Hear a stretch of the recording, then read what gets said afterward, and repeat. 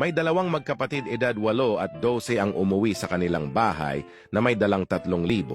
Sa pagtataka ay tinanong sila ng kanilang ina, "San galing yung pera nyo?" Sumagot yung magkapatid ng, "Nahuli namin yung kabit ni Aling Nena na dumaan sa likod ng bahay nila. Sinabi namin na pag di niya kami binigyan ng pera ay isusumbong namin siya.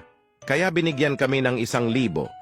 Nagkunot noo ang kanilang ina at nagtanong ulit, yung 2,000? Saan naman yan galing?" Sumagot ulit ang magkapatid ng, "Sinundan namin yung lalaki at nalaman namin kung saan siya nakatira. Sinabi namin na pag di niya kami binigyan ng pera ay susumbong namin siya at ituturo namin bahay niya. Kaya binigyan niya pa kami ng 2,000. Nagalit ang kanilang ina at nagsermon, "At kailan pa kayo natuto mang blackmail at makialam sa buhay ng may buhay? Alam nyo bang malaking kasalanan yan? Akin na yung pera nyo. Bukas na bukas, magpunta kayo ng simbahan at mangumpisal. Humingi kayo ng tawad sa Diyos at kay Father sa mga pinaggagawa nyo." Kinabukasan, nagpunta ang magkapatid sa simbahan at umuwing may dalang 5,000.